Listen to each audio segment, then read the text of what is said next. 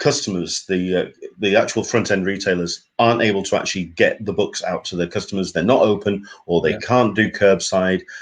They can't do delivery because they can't get the staff in to actually get the books out of the door, or they're actually losing drivers who are self-isolating.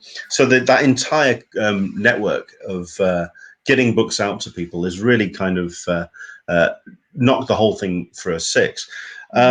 It's, I think, been most interesting to see how each of the individual companies has responded to it, and how they are seeing that a new model needs to go into place, because otherwise they're just not going to be able to get their stories out to their customers. When you have the likes of IDW and Dark Horse completely shuttering their organizations, when you have the likes of Image Comics dialing back how many books they're releasing over the course, and then you've got DC Marvel for the Image books. Do you know? Do you know what sort of numbers that the Image is dialing back? As far as I'm aware, out of, I think the I believe it's about a 50% reduction. Okay. I'd have to just pull up the exact numbers, but I mean, they were one of the first companies that really responded and reacted to the whole scenario, sending out a letter and acknowledging how difficult it will be, not only for the retailers, but also for the customers, for the readers, to just go through the books which they would be releasing, because obviously Image do put out so much product, so many great titles per month.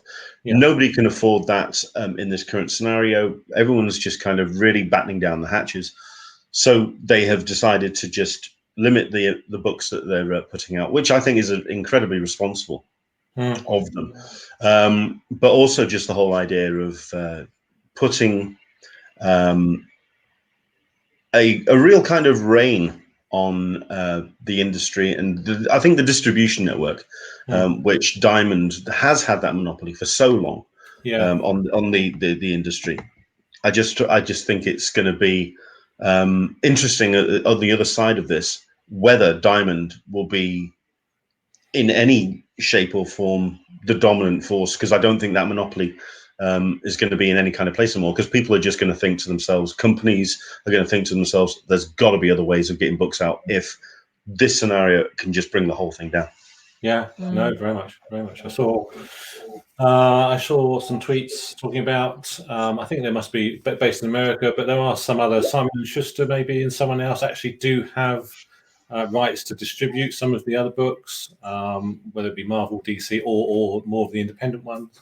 So so that's quite interesting. I think something's happening there as well. So there are other avenues for some, but I don't think probably not UK, but maybe elsewhere, maybe in the US. And obviously, sure. Well, here in the UK as well. I mean, it is a global company. It is the company that gets it's not just to the US; it's across the board, and it is the company that gets these titles into the stores. So it's not just the UK. I mean, I think it's, while, like I say, it's how the individual companies have reacted and responded. I think out of the big two, the one that's been most responsible, or at least the one that's actually acknowledged something, is DC. But it's annoying that they've done it behind closed doors. They've sent a letter out to their independent comic creators, the people that actually put the books together, and then they put a post on a private Facebook group which they have for I think it's their own distributors. So it was like let me just see if I can pull up the actual post, because it was put out to their direct market retailers, but as on a private Facebook group. There's never been an actual statement from DC Comics, but considering that they fired Dan DiDio and you didn't hear anything about it from them, they're not exactly one to talk shop to the general public. Okay. So it's quite difficult. Obviously, we have friends who are comic shop owners and things like that, and there's the obviously being shut, but also some of them are trying to get books out. Obviously, if you go to some of their websites, you can still order books and they'll still send them out. But then there's something as well, obviously, with our government saying about maybe you need to actually not make any money for you to be whatever eligible for the money Sure. that they're giving out. So there's that sort of issue as well. So I mean, do they stop? And I don't know. It just sounds like I mean, what's been the conversations that you've been hearing from shops yourselves? Because I mean, the two different types of shops I've been hearing are the ones that can do curbside and postal orders, and then those that. So, for example, my local comic book shop is OK Comics in Leeds. They're based in the city centre. They're based down one of the arcades, which means nobody's going out into town. No one's going into the store, and they've just decided to shutter completely. Yeah. Which, I mean, Jared's already turned around and said that thankfully they have such a good model in place as it is, that they've got a reserve, a war chest, as it were, that they can operate or they can shut the doors for a period of time. But there are some shops that just can't. And some people I have been talking to in the industry are looking at shops that just won't be opening again once this is all done. No, certainly. Which is such a depressing thing to think of, but it's the harsh reality of it. Yeah. I mean, I think that's one of the things that's come out of this, just like generally across many, many industries, but certainly this one is, like you were saying, it's just how fragile actually the systems that we have are for so many things, for so many businesses, for so many people that are working, and that the chain is so reliant. Every link is so reliant on everything else. And I mean, obviously, we've never really had anything like this, I think, for most of us in our living memory. So nobody thought of really plan Bs or anything like that either. So it's just had such a massive knock-on effect. And I think it's taken a little while, probably longer than we would have liked for people to realize it. So everybody is ending up in these awkward situations where, like you say, in some of the worst case scenarios, where they just have to, they'll be shutting their doors, and they just don't have the resources and the backup to last out this period, because we don't really know how long it's going to be, and that's what's also massively difficult. And you don't know how hard it's going to be to get the funding from the government after it's all over. I think you know we all love filling in forms, so it's just going to be who knows, and that must be really difficult. And when you've got airlines which must make millions of pounds, I assume, if not billions, and they're the ones also asking the government for a handout, you think, well, the small comic shops who are, some of them hopefully some of them make good money, but probably most of them don't, so they're just getting by because people love them. They're just they're shops of just passion. But so it's sad. It's very sad to see. So going on to the MCM, obviously, you've been involved in the MCM in the past. I have, yes. Well, I mean, it's I didn't actually do a bit of an introduction at the beginning, just to introduce myself. But I run a website. I previously ran a blog called An Englishman in San Diego, which was mostly about my efforts as a Brit going over to the San Diego Comic-Con. That kind of evolved into other conventions and reporting on how those went ahead. But then I also got invited off the back of that blog to actually host on panels at Comic-Cons. MCM first got in touch with me for the 2018 show when I started covering the merger takeover of MCM by ReedPop, the American convention organizers. Because I had been covering New York Comic Con, I kind of knew the main players. It was certainly when they took over MCM. And then I was an active supporter of what MCM could bring to the UK convention landscape. We then went to host a number of the panels at London and also at Glasgow. And I was going to be hosting panels at the Birmingham show, which was going to be the start of their 2020 convention calendar here in the UK.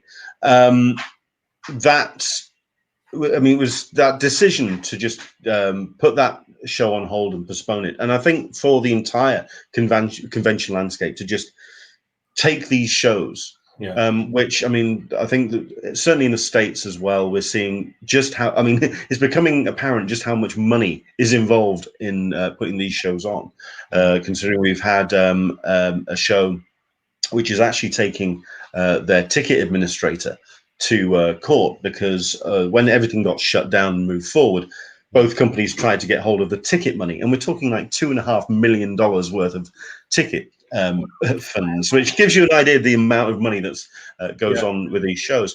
MCM will be the same amount. They'll be making some money, and to make that decision to move their shows later on in the year, I personally have a lot of sympathy for a show and a venue that had to make that call. And Birmingham, they made that call 2-3 weeks prior to the actual show.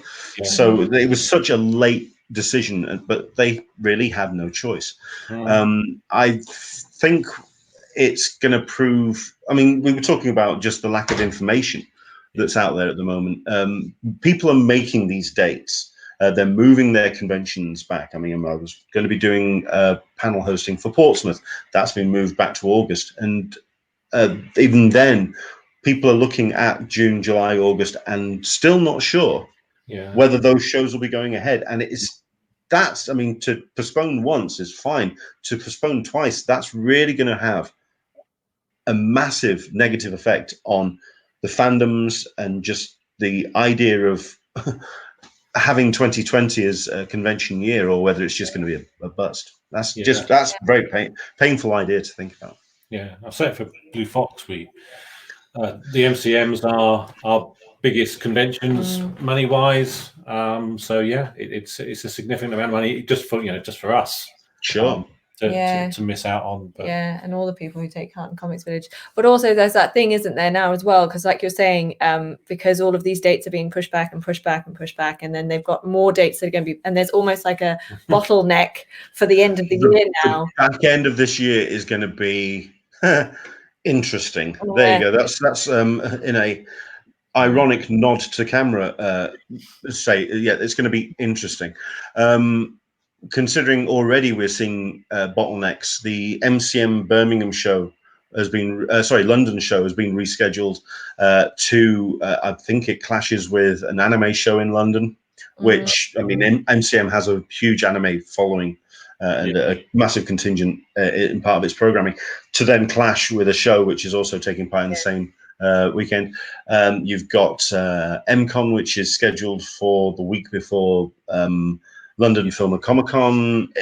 Everything's starting to bottleneck, and when we had a massive show like Thought Bubble at the back end of the year, which was very happy being that sole show at the back end of back end of the year, suddenly it's going to be a very crowded calendar around it. I think that's going to prove interesting. Yeah, because I did notice, because I saw, I can't remember which one it was, but I saw a couple of things coming out from MCM, actually, just a couple of tweets just saying, please don't forget, we do really want to move our dates. It's just that there are, obviously, like you've said as well, there are events that are booked into these venues already for those dates that are at the end of the year. So it's not, like you're saying, it's not just the competition for everyone who's being pushed back. It's also the fact that there actually just aren't that many dates that are going to be available to even compete for. Correct. Where else can you fit MCM? Yeah. Yeah. I mean, the people have been paying close attention to the MCM calendar because and a whole bunch of dates have been pulled from the back end. It's almost like they're trying to free as much as they can to try and get those clients that are there on a regular basis and on an annual basis to get that space. They do recognize the amount of money that the MCM bring to not only the XL, but also to the surrounding businesses. They do recognize all of that disposable income. So shows that may be a little bit contained within MCM may actually find themselves being pulled from the calendar to allow for these shows which has this kind of disposable income kind of surrounding it, so that the fandoms that are spending all of that money. Like you say, it's just going to prove all of that, the bottlenecking and how we're going to fit in. But then there's also, for myself, just the idea that if it happens, it happens. If a show can't find a slot for this year, then I think they really are just going to have to accept that that's just the way this is. I mean, it's the nature of the beast. We can't see how this year is going to go until we see the other side of this, which we don't know when that's going to happen. I know I hate to be the Debbie Downer on it, but that is unfortunately just the way it is.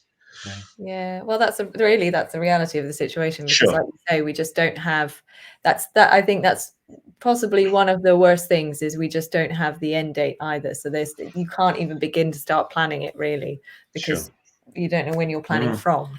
Yeah. So, I mean, to be fair though, I think you can also look at the other side of the coin as well. And I tell you what, I'll try and let's try a little bit. Let's go for the optimistic side, because I mean, certainly one of the shows obviously I'm looking forward to, or was looking forward to this year, was San Diego Comic-Con. We're getting to the point now where they will be opening up their hotel sale for the July show, and that's the kind of timetable that we'll be looking at. And we are constantly at the moment having that conversation whether North America can get the situation under control to allow some kind of normality to kind of come to place in the June, July, August kind of time frame. And people have been saying, well, at this point, could San Diego Comic-Con even go ahead? And the reason why I bring it up is because it also relates to MCM and other shows that are taking place here in the UK. I think we can get things from a standing start pretty quickly. I think there will be a lot of effort and a lot of people that will be very eager. I mean, if a miracle cure got announced this evening, and it all got rolled out by Friday afternoon, I guarantee everyone would just move heaven and earth. By Saturday morning, the shops would be open. We would be galvanized as a global community to get things back up and running. And I think it wouldn't be a slow ramp up for people to go from, okay, this is the situation in hand, to some kind of normality. I don't think it will be a slow start. We would just, okay, let's just get back into the swing of things. Let's just get back into some kind of normality. I think people will be out there very, very fast indeed. And I think that's the same with businesses. I think that's the same with comics. I think that's the same with Comic-Cons and just general fandoms. Everyone would just be, if anything, grateful to just be getting back into it. I think we could see 0 to 60 very, very quickly indeed. Yeah. Yes, that's true. Yeah. I agree. Yeah. So it's very interesting. So the first, one of the weird things for me is that it might be that I only get to see 2 Comic-Cons this year, which was True Believers in February and Thought Bubble at the end. So you just don't know, do you? I mean, that could be it, but I won't complain if that's it. But that's okay. But I'm actually quite I'm inspired by the online Comic-Cons and the online creators. I mean, you're seeing creators doing a lot of live streams. You're seeing a lot of creators doing virtual cons, as it were, kind of coming together using Zoom Party, using this platform as well, to actually just still get out and kind of communicate with the fans. The weekend of MCM Birmingham, we had a number of panels lined up for the Friday and Saturday.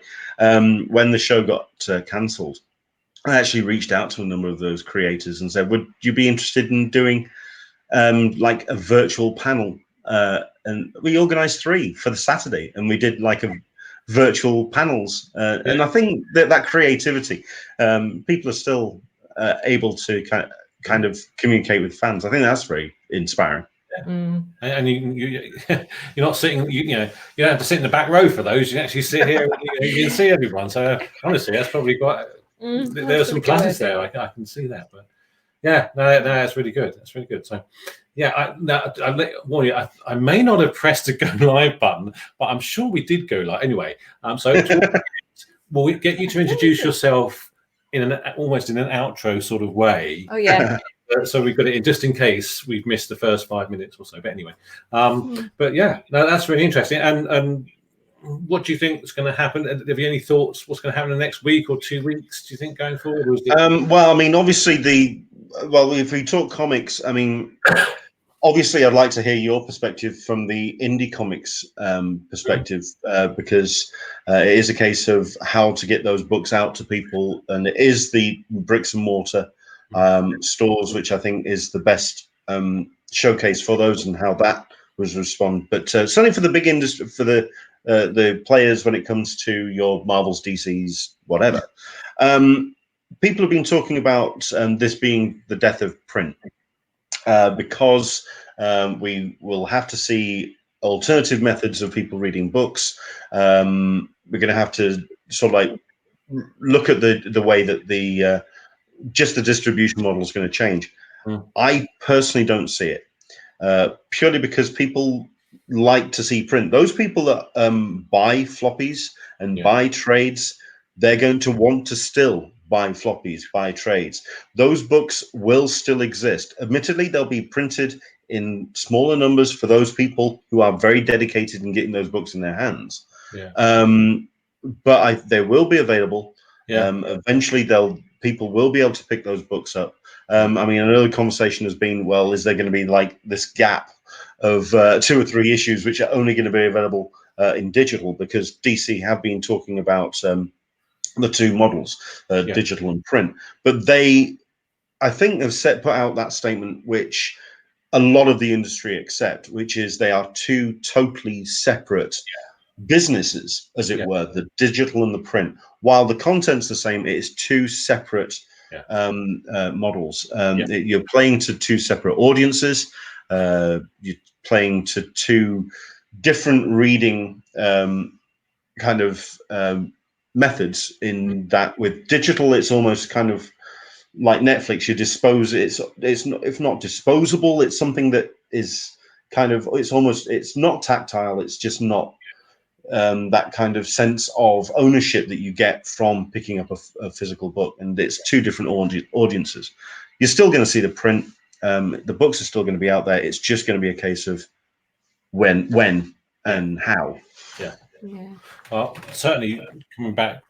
No, go ahead. Coming back. So the question with the small press is, I mean, I have a case in point where we do have a Kickstarter. I'm not here to really promote it tonight, but we do have a Kickstarter, and it's doing well. And that's how I'm going to be getting. I've got 1,100 backers. I'm going to get a book out to 1,100 people right now. Kickstarter's not going to go away. It's going to keep doing it. So maybe there is some sort of stimulus there where people are actually wanting, looking at Kickstarter and other crowdfunding and wanting to buy books, and they can do that there. So I think that's always an option. And I mean, how's the infrastructure for printing and for distribution for that for you? Comic Printing UK, Rich Hardiman does our printing, and he at the moment I think he's still printing. I think it's maybe scaled down, but so at the moment they're printing Hexes Volume 2, so hopefully we'll be receiving that soon. But yes, so it's going to be a bit slower, but it's not stopped. I think that's the thing. It's not completely stopped. And even when I've been talking to backers and communicating with backers, I've been saying to them, look, understand that probably I'm not going to be standing in the post office for 3 hours posting all your stuff. I'm going to package it up here. We're going to have it ready. And then, when it's sensible and safe for me to go out and annoy the post office, I will do it then, but I'm not going to do it now. And everybody can obviously completely understands. And if you had a backer who didn't understand, well, they're not worth having. So, accurate. So I think that's okay. So the printing's okay. I mean, we get a lot of our stuff from Awesome and the merchandise, and that seems to be still going okay. Obviously, there's some problem at the moment with pins. We've got some enamel pins which are produced in China, so they'll take 3 weeks longer. Actually probably like 3 months longer, but it's not all the backers, I guess. So I guess it's better. I mean, if we were printing books in China, I guess that would be might be a problem. Or printing books anywhere abroad, but because Rich does them, of course, Rich has to buy stuff in from abroad, so he might have issues there. But the actual printing of our books, it's done in the UK. So with that sort of model, it should be okay. We'll see. I think the biggest concern for certainly small presses, this whole idea of being a self-employed artist and getting that money to continue existing from the government. I think we all kind of were glued to the TV when that announcement came out last week about how that's going to operate, how it's all reliant on the tax return and on returns from the last 3 years. So, I mean, obviously, it's just about the mechanics, and people have been. I know that they were concerned about the queue of applications, but from what I'm hearing, they're plowing through them pretty effectively. So That's good. I'm hoping. I mean, this is me now saying I'm hoping that the government have the mechanics in place to get it operating, but that's putting a lot of faith in an industry and an organisation that hasn't exactly had the best record. So we'll see how they do. This will be their moment to shine. It will absolutely. Yeah. It would be great if it happened. And it's good that they've said something. It's just now putting it into practice, as you say, and really hope. And so we're really lucky. We're really lucky we've got the Kickstarter going so well at the moment. Somebody contacted me through Kickstarter this morning and was saying, okay, he's a retailer. He wants to buy. He's looking for another way to buy comic books. So he reached out. They're based in Greece, but he reached out to me and said, what sort of discount can you do and all this sort of stuff. So I guess people are going to get creative. Yes. If they've got comic shops which are kind of open, maybe, I don't know how it works. I don't know. Then obviously we're more than happy to enter into those agreements if anyone's watching, to ship books out. But I think also it's been very motivating to see the communities coming together online. The Facebook groups that I'm members of, which I'll admit I'm kind of like an industry lurker. But it's more because I have interests and fans. An interest in as a fan of creators. So I am members of a couple of Facebook groups, and it's been really interesting and inspiring to see them all come together, very supportive of each other. Seeing Kickstarters that have just launched during this scenario, and there to support and spread the word. And if anything, the only kind of the only militant part of the whole conversation is, okay, we need a union. We need some kind of organization which can support us and can allow some kind of infrastructure for us as comic creators, not only those that work for any of the big companies, but also just anyone who's just creating an independent, to have some kind of support system in place. Because it's okay having a Facebook group, but I think something a little bit more official may come out of the end of this. Definitely agree. Well, thank you very much. That's been really good. How deep and serious was that? Oh, that's great. I mean, it's really nice. I mean, part of it is just to touch on subjects and to learn more. I publish and I write and all that sort of stuff, but it doesn't mean I'm deep within comics. And so it's really great to have brains like yourself to come on and just talk to us about it. I mean, I think it's really good, and I think hopefully other people will get something out of it.